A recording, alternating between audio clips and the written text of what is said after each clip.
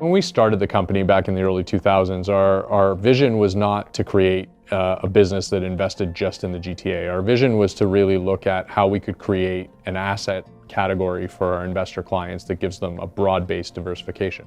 One of the things that we really focus on is trying to create a strategy as it relates to investment. It's not about any one specific deal. It's about understanding our entire philosophy. It's about understanding our entire strategy as it relates to investment. And then what we like to do is try and encourage diversifying portfolios. A diversified portfolio can be very helpful to each investor because it allows them to spread risk and really achieve a higher risk-adjusted return on a portfolio level, lets them invest in different product types, different geographies, as well as participate in different parts of the land development process.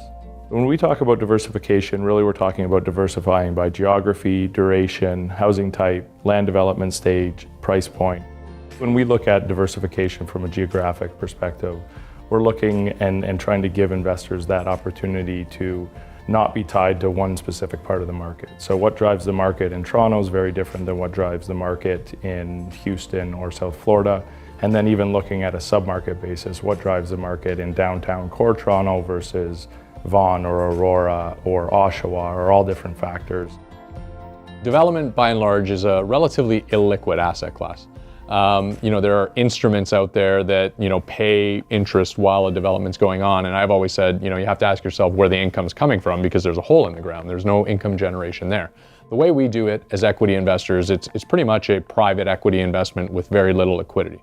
Now, the good news is that through a diversified approach where you're investing rather than in one project in 4 or 5 different projects, we can look at diversifying your investment by investment term. Some are shorter, some are longer.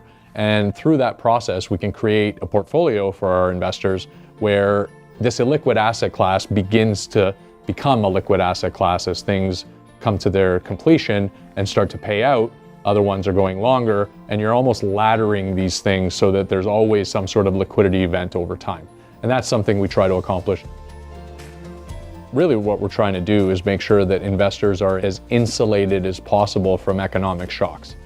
Because no matter how great you think one specific project is or one specific development opportunity, something can happen. Something can happen that maybe affects only that development opportunity.